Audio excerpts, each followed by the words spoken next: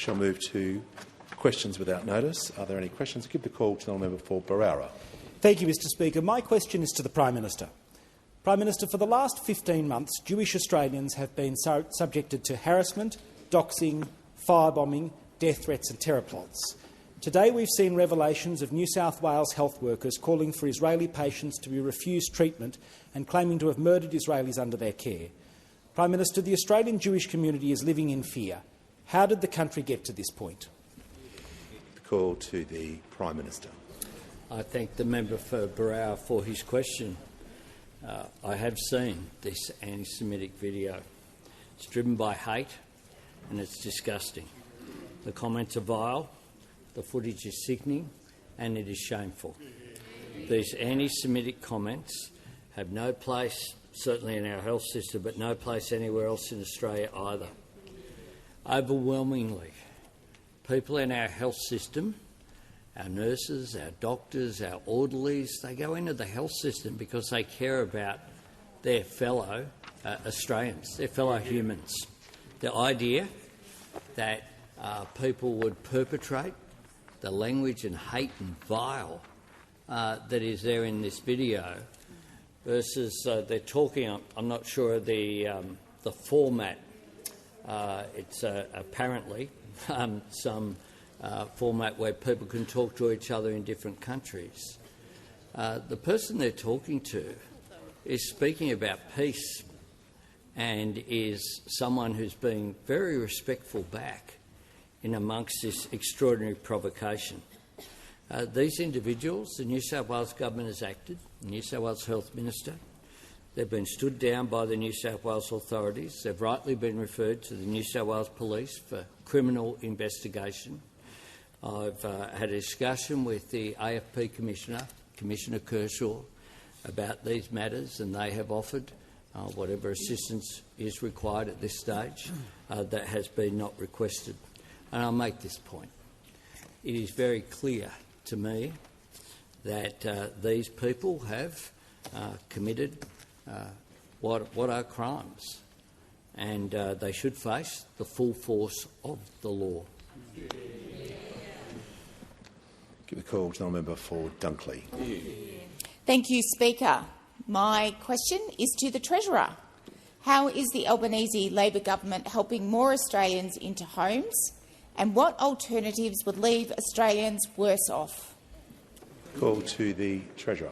Thanks, Mr Speaker. Thanks to the member for Dunkley for her question, but also being a champion for affordable housing in her community and right around Australia. This government is coming at the housing challenge from every responsible angle, and we've got a really ambitious agenda. Build to rent, help to buy, $32 billion of investment, working with the states and territories, training construction workers, and also some important steps which we have announced today. I've asked the regulators and the banks to take a more reasonable approach to student debt and the financing of new apartment blocks, and the regulators have agreed to do that. For too long there's been an ambiguity here, and we are clearing that up. Student debt is different to other kinds of debt. It should be, and now it will be, treated differently. So these are common sense changes which will help build more homes and get more people into homes. The changes were agreed in the Universities Accord. They go hand in hand with our efforts to cut student debt and also to take pressure off young people in other ways, including our cost of living help. Now, Mr Speaker, you would assume a change this important and this simple would receive the overwhelming and enthusiastic support of the Parliament, but apparently not, Mr Speaker. Even more surprising was the nature of the criticism in the press release that we got from the Shadow Treasurer. And he said that the problem with this announcement was, and I quote, "This announcement provides no new money." Mr Speaker, and the very important reason why it provides no new money is because it doesn't cost any money, Mr Speaker. The same bin fire of economic incoherence over there, which says we are spending too much money on housing, now says that we are spending too little, Mr Speaker. What an absolute clown show it is over there. Now, the reason why this is so surprising is if you think about the $350 billion in cuts that they have in store for the Australian people, but they won't tell them about. Housing is included in that total, billions and billions of dollars that they would cut from housing. Housing is a big part of their secret costs and secret cuts when we need as a country more homes, not fewer homes. They can't find the $350 billion they say they'll cut or the $600 billion they'll need for their nuclear fantasy without coming after housing, Mr Speaker. Their cuts to housing are another way that they will make Australians worse off and take Australia backwards. They see investment in housing as wasteful spending, but we don't. We see it as a very important way to get more people into homes, to ease the cost of living and build Australia's future. The call to the Shadow Treasurer. My question is to the Prime Minister. The Albanese Labor government has created a cost of living crisis, a gas crisis, a crime crisis, a rent crisis, an energy crisis and a housing crisis. Living standards have suffered the biggest collapse in the developed world. Australian households have been in recession for more than 700 days, the longest on record. Prime Minister, why are Australians paying the price for Labor's economic incompetence? There was far too much noise during the asking of that question. Members on my right interject. They won't be here to hear the answer. It's highly disorderly. Prime Minister has the call. Thanks, Mr Speaker. Well, I thank the Shadow Treasurer for his very tight question there, and I'll try to go through some of the items, Mr Speaker. Well, our economy, of course, is growing. Unlike most of the advanced economies in the world, we haven't had a single quarter of negative growth. We've continued to have positive growth.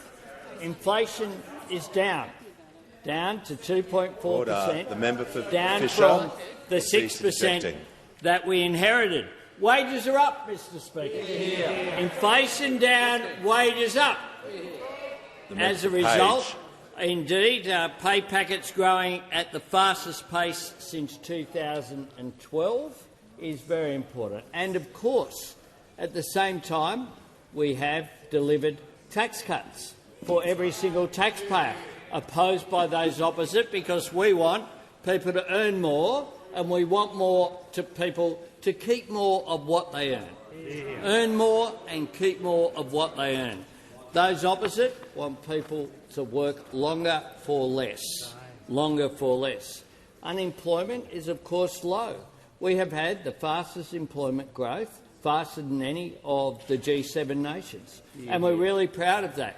1.1 million jobs created on our watch, more than any government since Federation. So you would think at a time where we have had global economic difficulties, global inflation have had an impact around the world, that when you piece all that together, economy growing, inflation down, unemployment low, wages up, you would think that there would be some support from those Shadow opposites. Treasurer has asked but his in question. fact, it's happened in spite of their opposition, because all of our cost of living measures, whether it was energy bill relief, cheaper childcare, cheaper medicines, extra bulk bill GP appointments, free TAFE, the largest rent assistance increase in 30 years, student debt relief for 3 million families. They've opposed every single one of those measures. And indeed, if they had their way, Australians would be $7,200 worse off on average. And if they get their way, Australians know the great risk of this mob is the $350 billion in cuts that they've said they will make, but they won't tell you what they will be, and that's before they make room for their $600 billion nuclear fantasy. So I thank the Shadow Treasurer very much for his question. Concluded. Before I call the member for Wills, I'll just do some acknowledgements and welcomes to the Parliament. I'm pleased to inform the House that present in the gallery today is the Minister of Foreign Affairs and Foreign Trade of the Republic of North Macedonia, His Excellency Mr. Tiem Turski, along with the Ambassador, Her Excellency Ms. Biljana Stevarska. We have Mr Mark Parton and the Distinguished Visitors Gallery, the Speaker of the ACT Assembly.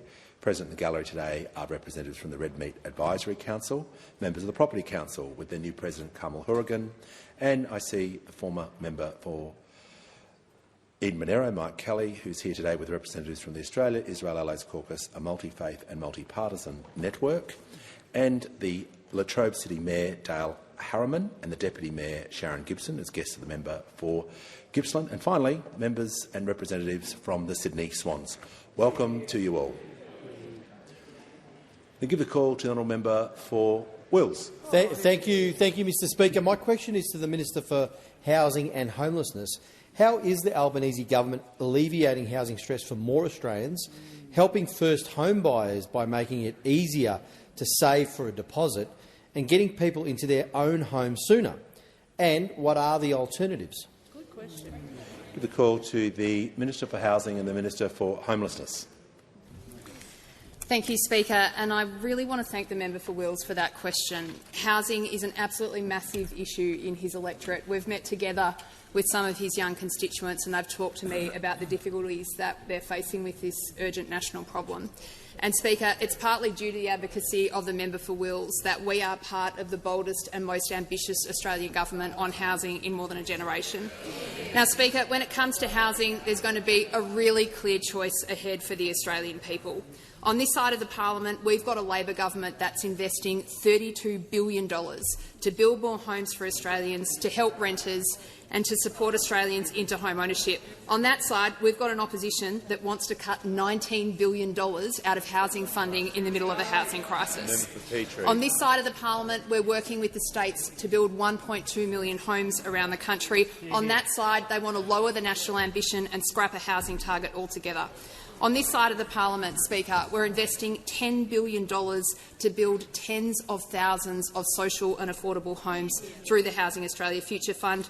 On that side of the parliament, they want to scrap the Housing Australia Future Fund, rip up the $10 billion and instead start a $10 billion long lunch tab for corporate bosses. Are you serious?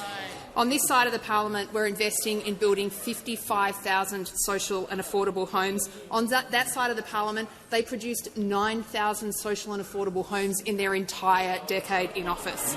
Speaker, on this side of the House, we've invested $1.2 billion in crisis housing in 3 years. In 3 years, Speaker, we've invested 20 times as much as the Coalition did in their 9 years in office. 20 times as much.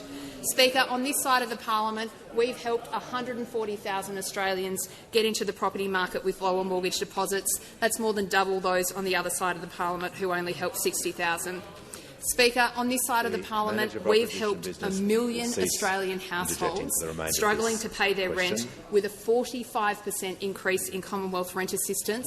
On that side of the parliament, they didn't increase Commonwealth rent assistance once beyond CPI in the entire 9 years that they were in office. On our side of the parliament, we're training 55,000 tradies that we need to help us build more homes for the country. Over there, they call fee-free TAFE wasteful spending. Now, Speaker, we've got a really clear contrast here between a bold and ambitious government and a coalition that has absolutely no plan for housing. Remember, Speaker, that when they were last in government, they were so checked out of housing that for most of the time that they were in government, they didn't even have a Commonwealth Housing Minister. Speaker, they've spent the last 3 years trying to block and delay critical housing measures. There's a choice here between going back to the bad old days with a negative opposition that ignored the problem for a decade, or letting the Albanese government get on the job with dealing with the housing challenges faced by Australians. The Deputy Leader of the Opposition, there was far too much noise during that answer. I appreciate there will be interjections, but not continual interjections. So moving forward, to assist the House, I'd like you to cease interjecting. Give the call to the honourable member for Brisbane. Thank you, Speaker. My question is to the Prime Minister. Currently, billionaires are making out like bandits, while everyone else is being squeezed. Yesterday, the Greens announced a plan for Australia's 150 billionaires to pay an annual 10% billionaire tax on their net wealth, which would raise $50 billion over the decade. Prime Minister, do you agree it is time billionaires paid their fair share to ensure everyone can get access to the services they need, such as seeing the GP for free? Give the call to the Prime Minister. I thank the member for Brisbane for his question, and I'm surprised that he stopped at 10%. Why not 20, 30, 40, 50? Because that's the difference between a political party that seeks to form government and a party of protest that can say whatever they like. Things don't have to add up as long as it sounds good. We believe very clearly. So do you. You take him too. I'll take the interjection. The reason why there are Queensland Greens in this House is because the Queensland LNP chose to target Jackie Trad and put a Queensland Green in the Queensland Parliament. That is why they sit up there in the corner, Mr. Speaker. That is precisely why that occurred. So when we come to the question that's been asked, I certainly believe in a fair taxation system. And I believe that people should pay their fair share. And I understand, certainly, that there is concern, particularly amongst young Australians, that they aren't getting a fair crack, which is why we have a range of measures, be it the measures that the Housing Minister just indicated, to deal with affordability of housing going forward. That is why, as well, we, upon being elected, will cut student debt by 20%, following up from the $3 billion that we cancelled already. When we weigh up a budget and a fiscal position, we always look for what is fair, but what we do as well is make sure that things are responsible and that they do add up. And the sort of gestures, I understand, populism of either the left or the right is a bit of a fashion these days. But what we do as a responsible party of Australia's centre-left is to put forward responsible policies that add up, that seek to keep an economy growing, that seek to have ongoing investment in the creation of jobs and growth in our economy, that seek to make sure that no one is left behind by making sure that we have an appropriate welfare system and appropriate social services, be it in education or health, but also that we make sure no one's held back. We are the party of opportunity. So we look for opportunity at every attempt, and that is why we are the party of progress, not the party of protest. Give a call to the honourable member for Gilmore. My question is to the Prime Minister. How is the Albanese Labor government supporting regional communities and regional airlines, and what has been the response? Give a call to the Prime Minister. I thank the member for Gilmore for her question and for coming with me and the member for Eden-Monaro and the Transport Minister this morning, being joined by the Mayor of Bega there at Merimbula Airport for this important announcement, confirming that as part of our building of Australia's future, this government will support regional airlines. We have announced that we'll support Rex and ensure that regional communities have access to crucial air services. Without those air services, not only will people not have access to our big capital cities, they won't have access to health services that they need, that visit to the doctor. You won't be able to support the tourism sector. A lot of freight also goes on that transport as well, which is so important. Now, to ensure Rex operates beyond the administration cut-off date of June 30, we'll work with shortlisted bidders to maximise a successful sale. If there's no sale, we'll work on contingency plans with relevant state governments, including the potential for Commonwealth acquisition. We'll provide a waiver of the use it or lose it test for Rex regional flight slots at Sydney Airport as well. Now, this comes on top of our $80 million loan to keep Rex operating until the 30th of June and our acquisition of $50 million of debt from Rex's largest creditor. We also announced this morning $12 million for upgrades to regional airports in New South Wales. Now, this airline is absolutely critical for a range of communities that are serviced only by RECs. If you take it away, you isolate those communities. I know the member for Riverina understands this and has indeed been an advocate of the sort of policies that were put forward earlier today. But the member, I'm asked about what the response has been. The member for Farrer said this: government shouldn't own airlines because that does mean that taxpayers own them and taxpayers pay for them. So it's okay for governments to invest $600 billion in nuclear reactors, but it's not okay to invest to make sure that regional communities like Winton, in the leader of the National Party's electorate, like Maria, like Ceduna, like a range of communities, continue to have access to aviation services. It is just extraordinary that, once again, their gut instinct is just to say no. Well, what we will do is work constructively with those regional communities. We'll also work with people in the aviation sector, constructively to see we want there to be a private sector buyer Prime Minister's of RECs. time. But if not, we won't leave those communities. Call to the Manager of Opposition Business. Thanks, Mr Speaker. My question is to the Prime Minister. Will the Prime Minister rule out appointing his close friend Alan Joyce as CEO of the new Albo Air?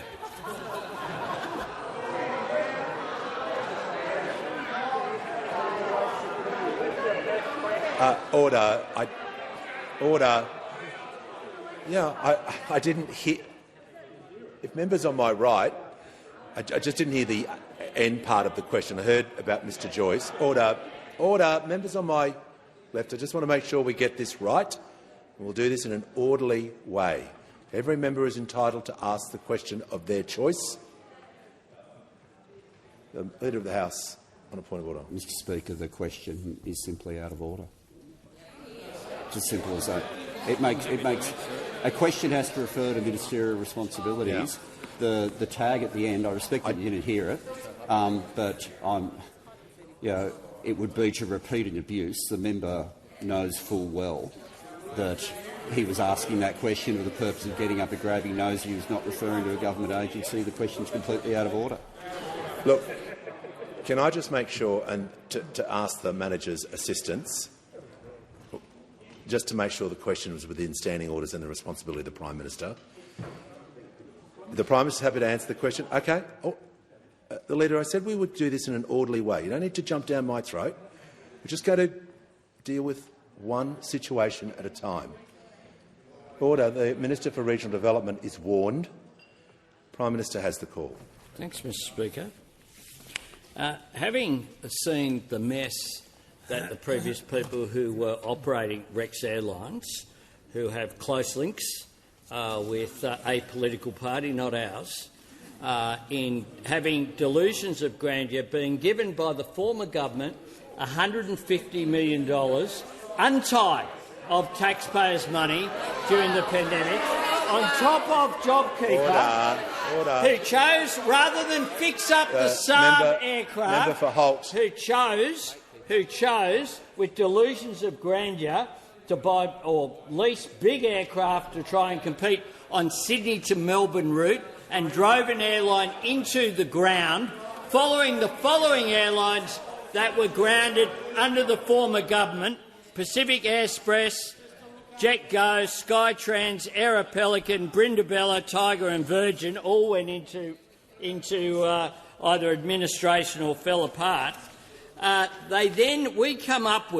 We fix the problems that they created, and they come up with that sort of childishness. For, as we've said before, the only time Alan Joyce got to a Prime Minister's residence was under the former government, Scott Morrison. So that's the sort of nonsense, and that shows how seriously they take regional Australia. Let me name these towns: Ceduna, Maria, Narrandera, Parkes, Cooper Pedy, Esperance, Carnarvon, Winton and Mornington Island. You know what they have in common? They would all be isolated from being able to get health care. They'd all be isolated from being able to get freight. They'd all be isolated from those small businesses being able to operate properly. And every one of them are being represented by those people over there. But they have this contempt for them that this clown asks a question like that, Mr. Speaker. Well, here's what a serious member of the National Party had to say. If not for Rex, went on to say, they wouldn't be able to get doctors, nurses, vaccines and, most importantly, medication. People in those towns would also then not be able to make it to their capital city medical appointments. But it's more than just health, and we all know that. It's business, it's tourism, it's so many aspects of modern living. That is why he went on to say, I've raised the possibility of the federal government having an equity stake in Rex to ensure the airline's future. That's a real leader sitting down the end over there for the National Party. And you, sir, are not fit to represent a serious job in this parliament. Order.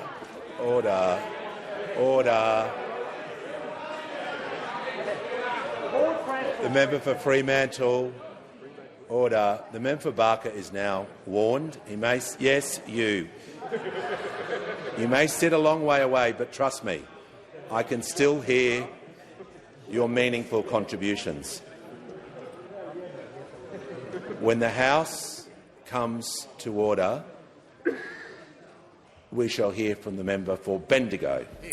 Thank you, Speaker. My question is to the Minister for Infrastructure, Transport, Regional Development and Local Government. What is the Albanese Labor government doing to support and secure aviation in regional Australia? Are there other approaches that will leave regional Australians worse off? Call to the Minister for Infrastructure, Transport, Regional Development and Local Government. Thanks very much, Mr. Speaker. And I think you just saw the incredible contrast just then. The member for Bendigo, serious about regional aviation, knows the economic importance it is to the regions, and the joke of a question that was asked just by those opposite, and the deputy opposition leader giggling away about the whole thing in terms of regional aviation. Now, Albanese Labor government believes that regional and remote communities do deserve reliable, affordable and accessible air travel. It is why we are taking steps to ensure that communities outside capital cities aren't just short-changed.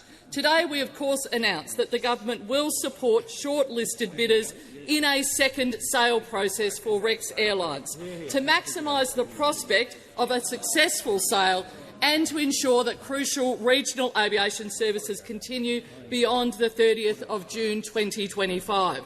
We have been clear that the Commonwealth is not a bidder in this second sales process, and we want to see a successful market-led outcome. This is a strong signal to the market that we are willing to work with them to land a deal. But we have also been clear, if there is no sale, we will look at contingency options, including preparations necessary for potential Commonwealth acquisition. When markets fail or struggle to deliver for regional communities, the government absolutely has a role to ensure that people do not miss out on opportunities, education and critical connections. The same is true of telecommunications as well. We're recognising that today and stepping in to keep these routes flying. Today's announcement has been welcomed by the Australian Local Government Association, Australian Airports Association, the Australian Travel Industry Association, but I know who's not welcomed it, which is very surprising, those members opposite of the Liberal and National Party, where we saw the Deputy Leader of the Liberal Party and the member for Farrer, who has Rex Airlines flying in there, told Sky News that she does not support the government's intervention or assistance, and what the Liberals and Nationals have made clear is that they would rather see the largest regional airlines in Australia fail, individual routes flogged off and regional Australians absolutely abandoned. They have no plan to secure regional aviation, and in fact they believe government involvement is a bridge too far. But $600 billion of publicly owned, taxpayer-funded nuclear reactors is not a bridge too far. You can see the absolute contrast when it comes to supporting regional aviation, supporting regional communities in what we just saw from a joke of the question for the member for Deakin. Give the call to the honourable member for Fairfax. Thank you, Mr Speaker. My question goes to the Prime Minister. The Albanese Labor government has created a cost of living crisis, a gas crisis, a crime crisis, a rent crisis, an energy crisis and a housing crisis. The Prime Minister promised on nearly 100 occasions that he would cut power bills by $275 a year. With families now paying up to $1,000 more than Labor promised, can the Prime Minister point to a single Australian paying less for energy now than they were 3 years ago? Give the call to the Prime Minister. I thank the member for his question. We have faced serious global challenges over the past 3 years, and Australians have done the hard work. Australians have done the hard work to turn things around, and we are seeing results. The fact is that inflation is coming down to 2.4% from the 6% plus that we inherited. Wages are rising, making a substantial difference as well. Taxes have been lowered as a result of the government's changes that we made, legislated through this parliament, that those opposite said we should call an election over. They hated it so much. And of course we have had a range of cost of living measures that I'm asked about. All of those cost of living measures have something in common. They were all opposed by those opposite, including the member for Fairfax. The member for Fairfax was one of those people who opposed our $300 rebate on energy bills for every single Australian household. Now, that has made a difference, opposed by those opposite, just like they opposed cheaper medicines that have benefited Australians to the tune of over $1 billion.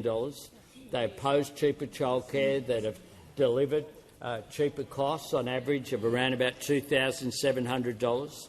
They have opposed the measures that were put in place, but they have come up with some policies, Mr Speaker, including the member for Fairfax.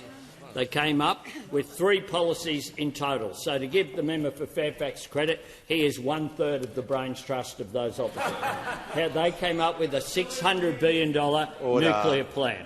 $600 billion. $600 billion. Then they came up with, of course, another plan, $10 billion for long lunches for business. They had that.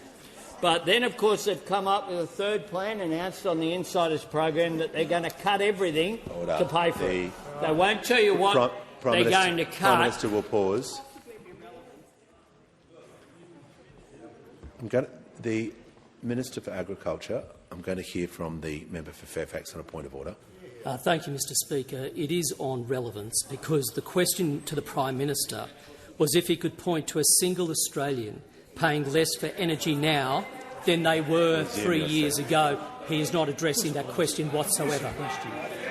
Order. Members on my right, the member for Gorton. The question had a lot of moving parts to it. Order.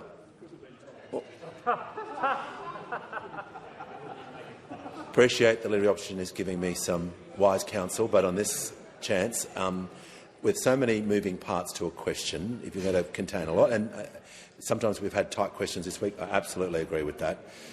This is broad by anyone's definition. So if the Prime Minister is talking about relief or any of the topics that you were, had at the beginning, he's going to be directly relevant and he's going to be heard in silence. Mr Speaker, they don't want people to know about the 3 policies that they've got. I'm just trying to help them out, Mr Speaker. Just trying to help them out, Mr Speaker. But make no mistake, if this bloke becomes Prime Minister over here, he'll be sending Australians the bill. That is the fact. He'll make you pay. He will make you pay. You won't get lunch, but you will pay the bill. When the lunch bill comes, for those through your taxes that you will pay for. You won't get any electricity from nuclear reactors either, but you'll pay the bill. You'll pay the bill. And that is all you get from those opposite. Just complaints, talking Australia down. I mean, yesterday he was out there cheering for higher interest rates, this Leader of the Opposition as well, because they don't want Australia to succeed, because they see that as a way through for them. Concluded. Call to the honourable member for Fraser. My question is to the Minister for Education. What is the Albanese Labor government doing to cut student debt and support students and graduates. Are there any alternative approaches? Call to the Minister for Education. Thanks, Mr Speaker, and can I thank my friend, the phenomenal member for Fraser, for his question. Order. Mr Speaker, he knows that education is the most powerful cause for good in this country, that a good education can change lives and that a good education system can change countries, that it's changed ours, but that there's more to do to make our education system better and fairer than it is today. And that's what the reforms that we're making are all about. Reforms to early education, to help more kids get ready for school, to school education, to help more kids finish school, and to TAFE and to university, to help more people get into the course that they want for the skills that they need to build the career of their dreams, to build the life of their dreams. And as part of that, last year we cut $3 billion of student debt for more than 3 million Australians. And this year, if we win the election, we'll go further. If we win the election, Labor will cut another 20% from all student debts. Now, that means for someone with an average debt today of $27,000, they'll see $5,500 wiped off it. It'll help them to pay it off faster, and that'll help a lot of young people to be able to buy a home sooner. The Liberal Party want you to burn through your super to buy a house. They want you to cut into your retirement savings. We want to cut your debt. And it's not the only thing that we're doing. We'll also reduce the amount of money that you have to repay in your student debt every year. That means more money in your pocket, not the government's, helping people with the cost of living. And as the Treasurer has announced today, we're also working with regulators and with the banks to help make sure that having a student debt doesn't stop you from buying a home, to make sure that you're treated fairly by the banks when you apply for a home loan. This is all part of building a better and a fairer education system, to building Australia's future. That's what our education system does. It's what a good education does. It makes sure that no one's held back and no one's left behind. And that's what Labor governments are all about. It's what we've always been about, helping to make sure that more kids finish school and then can go on to TAFE or to uni to do the course of their dreams. And there's the difference. The only courses the Liberal Party care about are entree, main and dessert. A bit of gratis Gravelax, a bit of subsidised spatchcock, maybe a bit of free flambe. That's their policy. That's their policy. Taxpayers' money literally on fire, all courtesy of the Liberal Party of Australia.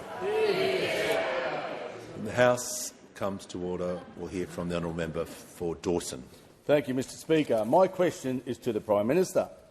The Albanese Labor government has created a cost of living crisis, a gas crisis, a crime crisis, a rent crisis, an energy crisis and a housing crisis. New Motor Trades Association analysis confirms that Labor's family car and ute tax will slug Australians thousands of dollars more for a family car and ute. When Australians are paying more for everything, why is this government imposing thousands of dollars of additional costs on Australians in this Labor-created cost of living crisis? Order. Yeah, don't worry. Just order. Members on my right. I know what the Leader of the House is going to say, but I'll predict it. But I'll listen to it. Mr. Speaker, the section of standing orders that deals with question time starts with the principle that it has to involve a question. That one went for 30 seconds without a question, and therefore the call ordinarily would go to the next side. By about 20 seconds. Look, this has been a feature of this parliament. When this side reads out their question and it's time, I get the time from that side. And when that side, when ministers get the answers, I get the time from... You can't have it both ways. Okay? So there was far too much in that preamble. That is obvious, because it went on for too long before you got to the question. So it will make my job easier if people just stick to the time limits. They practice their questions to within 30 seconds, and ministers keep within 3 minutes. So for the remainder of this week, I don't want anyone yelling out time, because it cuts both ways. I'm feeling generous today, so the question will stand. The Prime Minister has the call. Thanks, Mr Speaker. I'll do my best to give an answer to a non-question, Mr Speaker. I'll do my best. Order. I'll do my best, but I'm asked in general about cost of living. Order. And I'm happy to speak about cost of living, Mr Speaker, because it's only this side of the parliament that have raised cost of living measures, that have taken action on cost of living through each of our 3 budgets, and indeed every day in this parliament through question time. While those opposite have looked for culture wars, have looked for things they can create arguments over where Australians aren't interested in, which have engaged in the sort of nonsense that we've seen here today, expressing, quite frankly, contempt for regional communities that those opposite represent in their own electorates, including, of course, the regional communities in Queensland. Now, it stands in stark contrast, I'm sure, with people like David Crisafulli, who I spoke this morning, as well, who's up there in North Queensland dealing with real issues in those communities. Now, it says a lot about the priorities that those opposite have had with the nature of the questions they've had today. Having come into this parliament, voted against cheaper medicines, energy rebates, cheaper childcare, the crackdown on supermarkets, voted against tax cuts for every single taxpayer, they then try to get their act together with a 2-page question, which they don't get to. I mean, this morning we had production tax credits go through the parliament without a vote because they didn't have anyone in here. I know they're down to 50-something, Mr Speaker, but you'd think 2 of them could turn up. Yesterday we had the poor old shadow minister try and call a division as well, and didn't have a seconder. Didn't have a seconder for it. Order. They have lost their way, Mr Speaker. They have not been capable of developing a coherent policy alternative. As I've said, just 3 policies they will take to the election at this stage: the $600 billion nuclear reactor plan, the $10 billion for long lunches, which, of course, $10 billion could buy you a fair bit, 9 million free services in public hospitals, 139 million GP visits, 78 million prescriptions, the annual salary of 90,000 nurses. But oh no, the priority of those opposite is free lunches for some, paid for by every single taxpayer. And the other thing, of course, is cuts, but they won't tell you until after the election. Call to the honourable member for Paterson. Thank you, Speaker. My question is to the Minister for Health. How is the Albanese Labor government making medicines cheaper for Australian women by listing the first new contraceptive pills and menopausal hormone therapies on the pharmaceutical benefits scheme? How is it that these medicines have been left off the PBS for so long, Minister? The call to the Minister for Health and Aged Care. The member for New England is warned. Thanks, Speaker. I appreciate the interjections from the member for New England on women's health, but I particularly appreciate the question from the member. She's such a strong advocate for health care here and in the Hunter, and she tells me, like so many members of our caucus do, reminding us that women right across the course of their life face really significant medical and medicine costs, not because they're sick, but because they're women, particularly around contraception and during menopause and perimenopause. The PBS is a great system, Mr Speaker, but it's got to be kept up to date if it serves the interests of Australians. I'm proud we've made almost 300 new and expanded listings to the PBS, including the first listing of a new endometriosis drug, Vizan, in more than 30 years. But it has to be said that too often the PBS has not been meeting the needs of Australia's women. There has been no new oral contraceptive pill listed on the PBS for more than 30 years.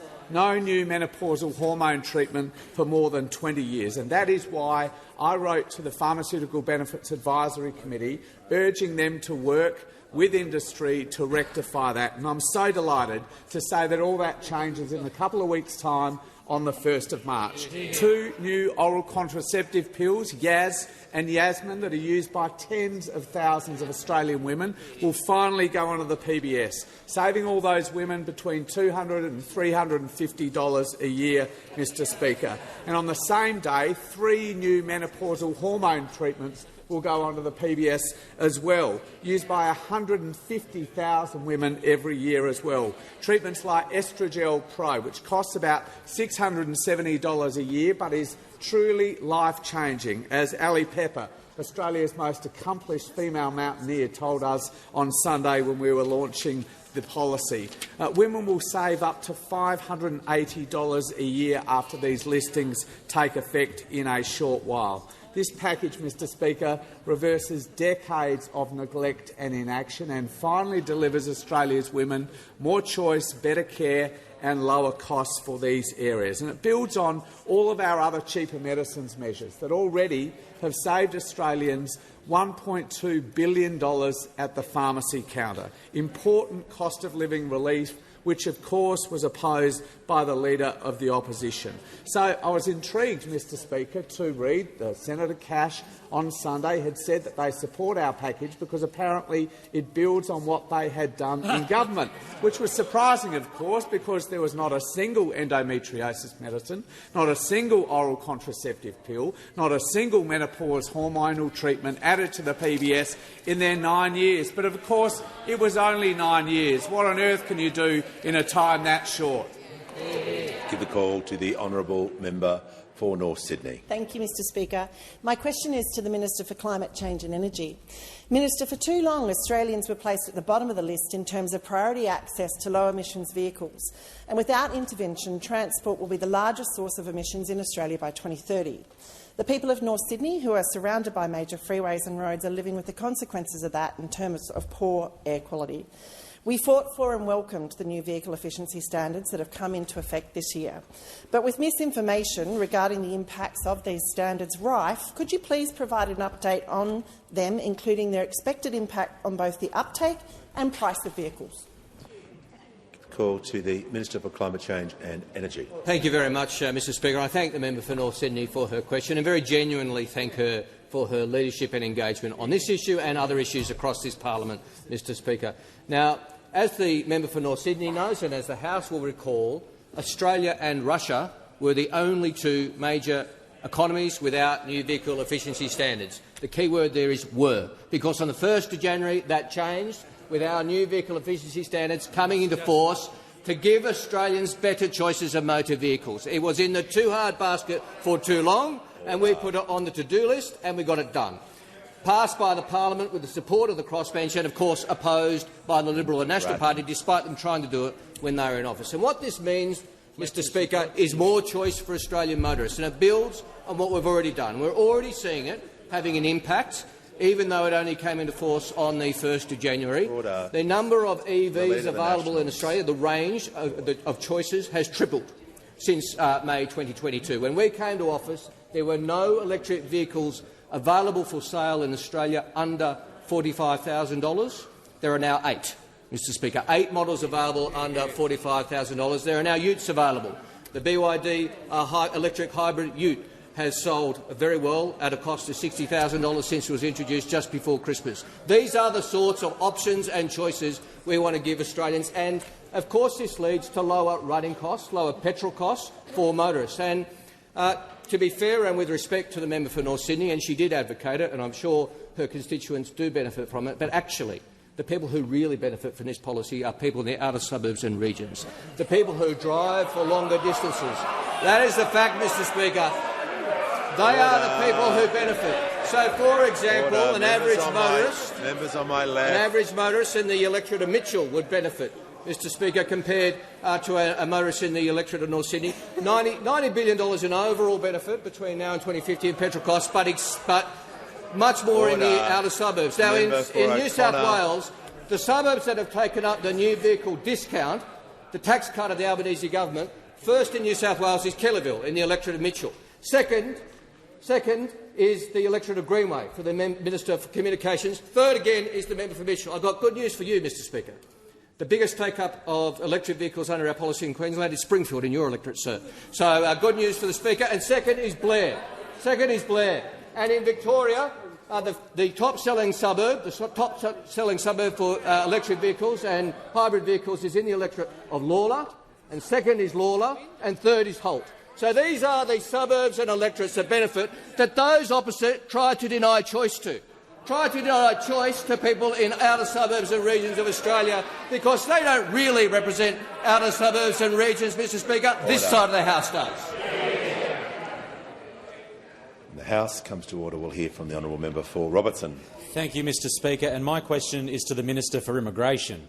Why is it important to maintain integrity in Australia's visa system? And is the Minister aware of any approaches which threaten the integrity of that system? Call to the Leader of the House. Thanks very much, Speaker, and I thank the member for Robertson for raising an important issue to the House, because the integrity of the visa system in Australia is something that needed to be corrected when we came to government, given what we'd inherited. In October of 2023, this government invested $50 million in compliance. There was a reason why we had to invest additional money in compliance.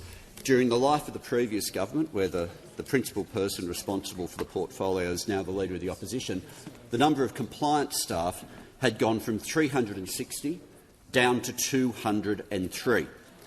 And in terms of compliance, one of the most disturbing visas was what was known as the golden ticket visa, where instead of getting a visa on the basis of having a skill or having a connection to Australia or having a business that employed people, you would get the visa on the basis that you had cash. And that was how that worked. Now, a number of reports came through dealing with the huge problems of integrity in the visa system. I referred previously to the Productivity Commission. We also had the Nixon Review. Let me refer to a report that was taken by the former Minister in the Home Affairs portfolio, the member for Latrobe, in the report he gave on the regulation of migration and education agents. This gives a sense of what had happened in integrity in the visa system under them, and these are the words of the member for Latrobe. Organised crime and illegitimate labour hire companies are using this loophole to bring out illegal workers who are often vulnerable and open to exploitation. This represents an orchestrated scam that enables these criminal elements to exploit foreign workers in Australia until their claims are finalised. Now, they're the words of someone who sits on the front bench now of the Leader of the Opposition. A Leader of the Opposition who gets approached at a fundraiser with someone saying, "Can we bring back cash for visas?" and he's straight onto it. If only they'd asked for an au pair as well, he would have been able to deliver that as well. This is a Leader of the Opposition who, no matter how tough he talks, look at what he does, because he votes for students to be unlimited, he votes for cuts to compliance, and he votes to bring back cash for visas. Order. The manager will return to his seat. The Leader of the House has completed his answer. The Prime Minister has the call. Further questions be placed on the notice paper.